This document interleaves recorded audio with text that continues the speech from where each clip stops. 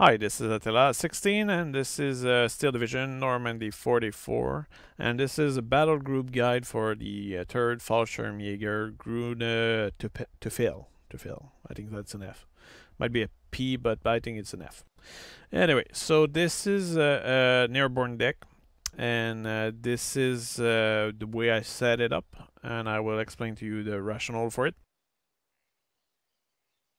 So here we go. So for the phase A, I'm bringing some FSPZ Habver, which is a recon unit which has Panzerschreck. This is a really powerful unit when you use it correctly, especially in forest or ambushing the enemy tank. And even if you use two of them, you can actually literally charge enemy tank in some case. So very powerful unit, as one experience. Then I use the FS Scharfschütze, which I believe is essentially a sniper unit. But I think this is actually it's nearly an anti-tank rifle. But this is a sniper unit, so good unit to have. Then I use additional anti-tank recon for phase B, so 4 additional 1. So having all of these deployed, you nearly you can dominate the wood with this, let's say. Infantry, I bring a unit of Führer, which is very powerful. Then I use that's for phase A. I use MG34, FSS MG34, and this is really good to suppress the enemy. So early on, you deploy these into buildings mainly. You can make a line of them on a forest line, for example, that can suppress the infantry well, but then it's not as good as a building, let's say. But this is mainly how you push forward. Let's say you suppress the enemy and you use your Jaeger, which are right here. Your FS Jaeger, which have 2 stars of experience. So if you go with the Führer, you have 3 stars of experience, which make them insanely powerful. Most enemy infantry have literally no chance against that because even an experienced ally unit, you can have them maximum 2 star. And some battle group can raise them to 3 stars. But these guys here, most battle group will just be outmatched by these. So early on, it's very important to go in and capture the building as fast as possible with these. And they cost 45, so that's not that expensive for this efficiency. I think most ally stuff that are that good costs way more. Then you have the LW Jaegers, which is less experienced, but it's still okay. It does a good job. Let's see how different are they. It's like fairly similar loadout. I guess it's not as good. But what's interesting here is that they only cost 25, and they come with a truck like this. So not that expensive, and what is good here is that first of all you push forward with the Jaeger, and you clear the place, and at some point it's clear that you'll end up facing more dangerous enemies. So then you shift toward a more defensive position, and that's where the LW Jaeger can be effective, because then they become your main front line. They are expendable and they will put up a good fight. While you might want to keep the Jaeger, pull them back or move elsewhere, or maybe you will have lost them depending the situation. Then I bring some FS Pioneer, which are also pretty good, and I think for the phase B that's pretty much the best stuff you can bring. Or is it? Well, I guess it's a good anti-infantry unit. Only costs 30, so you can bring many of them. While if you were to bring Jaegers in larger quantity, it will cost you more. So it's a good frontline filler, let's say. Then I bring the FS Pioneer, which are not that expensive. They have a flamethrower, so good for building and forest. Also have 1 experience, and then finally Jaegers, which are similar to these over here, and similar experience actually in this case. While here you have additional Jaeger, but they don't have as much experience. So this is this is super powerful, to be honest. Then in terms of tanks, I bring the Panzer 6 High, which remind me of a Russian tank for some reason, which it's very likely is, but I haven't verified yet. Anyway, so I bring this, but to be honest, I don't think I ever called him. This can be useful early on, I guess, if you have a flank or an area where it's unlikely that somebody will come there, but you never know. This can be a good unit to deploy there. It has 5A armor piercing, which doesn't make it amazing at killing tank, but you have a 10 HE value, that's pretty good. So maybe I should bring that more. So it's actually a good complement to your infantry, and potentially with this you can kill anti-tank guns, so faster. Then the Bef Stug 3. This is a command vehicle, 2-star of experience, so a good complement to your force. Also 14 AP power, that's really good. And only 8 armor, so that's why you probably want to bring this with this other Stug here, which is a bit stronger, 10 frontal armor. So this is mainly if you have to fight into a field and if there's enemy tank or something far from you, let's say, that you need to kill. Then support. I bring the Kubel Mun. Not sure if what's the complete word for this, if there is one. And that's because your Airborn, especially Phase A1, will run out of ammo super fast because they are, first of all, really good, and secondly, you need ammo. Then I bring for B phase. Well, this is optional, I would say. I bring that, but it's like this is an SO gun, so that will kill the enemy building. But here you have various different stuff you can bring, so that's really up to you. But here I decided to bring well, cannons that are good against building, for example. But with the type of infantry I have here, I'm not even sure I ever use this. So this is a very optional choice here. Then anti-tank, well, this is another place where this deck shine. So you have the Panzer Shrek, which are really good, of course. Good complement to your recon anti-tank, by the way. And it only costs 30. Sadly, not particularly good transport here, but it's a fast one, so that's good. Then I think that's a high or an L, high pack. 41 Gerlich.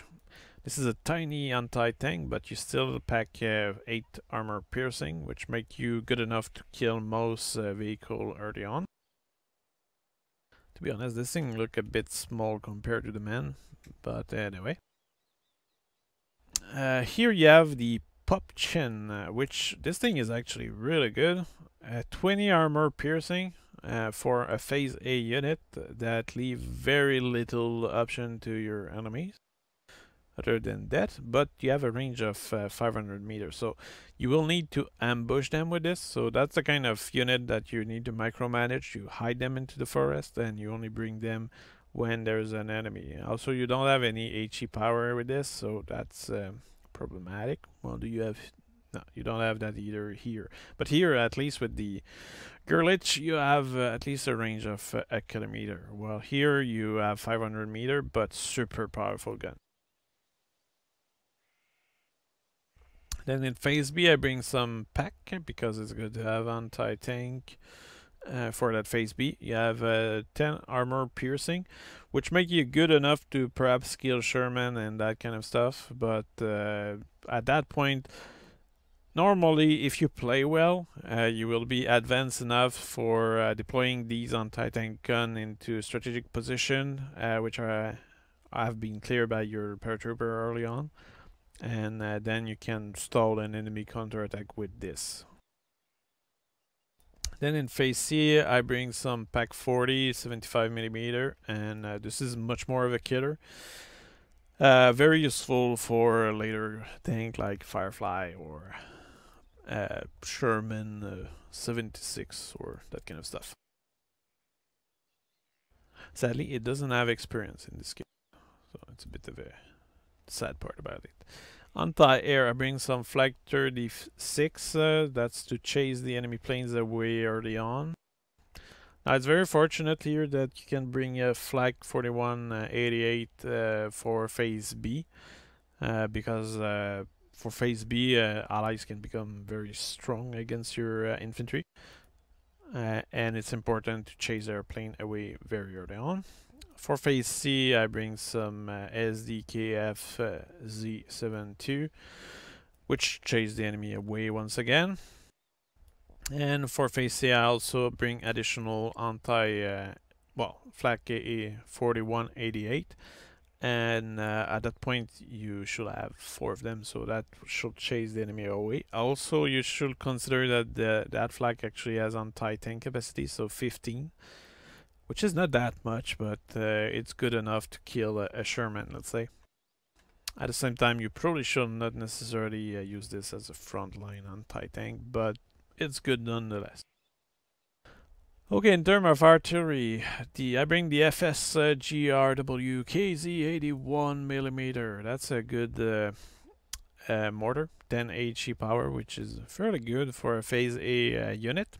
But above all, it's these 2 units which you can bring early on that are really powerful. So the BO Schwim 201mm artillery, so that this is off-map artillery. And especially in Phase A, this can be devastating for your enemy, especially in towns or in forests, or you can ambush the enemy very quickly at the first contact. So that's very important. Here you have some other choice that you can do. I haven't necessarily tried much of that because I'm not a big user of artillery. But here actually I'm using the 4B phase, the GRW 120mm. Now if you look at this, that's 20 HE power and 8 rounds a minute. Now if you compare this with this, that's 7 rounds a minute and less HE. So the mortar here for Phase B is really powerful, and you can fire at 1.6 kilometers. So that's a really powerful mortar, especially against anti-tank, mortar, or infantry. This is a very effective unit to have. And you have 3 of them, which should be enough. And also you need to consider here that the way I build this, this is something you can change, of course, but I don't have much supply, so that's why mortar should be enough. If you bring more artillery, I guess bringing more supply might be a good idea. Okay, Air Force. This is a deck which is particularly good against everything.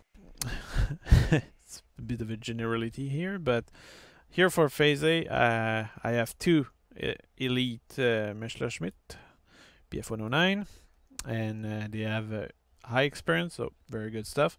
Also for that Phase A, you have that HS 129B1, which is a really amazing plane, let's say.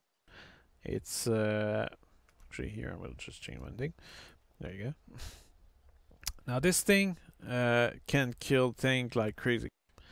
It's a super fast rate of fire, and you can, especially in Phase A, every tank will die in nearly 1 shot. So if you make a chain of order, this plane can kill many of the things that can face you. And it's a bit of a slow plane, but this is really good.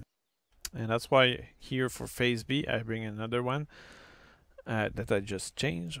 But this plane has 1 experience, which make it even deadlier. And assuming you take over the sky with those BF-109, you should do a good job. Then here for Phase B, I bring this BF-109 with the rockets, which have napalm, so that can be useful to kill anti-tank and mortars, artillery, that kind of stuff. And then I bring in an additional anti-tank plane here. And this is not necessarily because in front of you, if you play well, there will be many tanks. But you can actually support all the front line with this, and these are really effective. Now this deck has other interesting thing. For example, the FW190G1 with this big bomb here, 25 high explosive. That could be a good choice. They even have 2 star of experience. I haven't necessarily used them much, but that's another good choice. But it's just that while fighting against that battle group, these plane here are really powerful. It's like say goodbye to your Firefly if you play against this deck. There will be way too many of these planes, and that will kill everything. So that's a bit OP, to be honest. So this is a very powerful deck, and I'm not sure if they will keep it that powerful. They might nerf it. I hope they do, because really it's super easy to play with this, and this is very powerful. So hope you enjoy this, and I'll see you on the battle, which should follow this video. So see you there.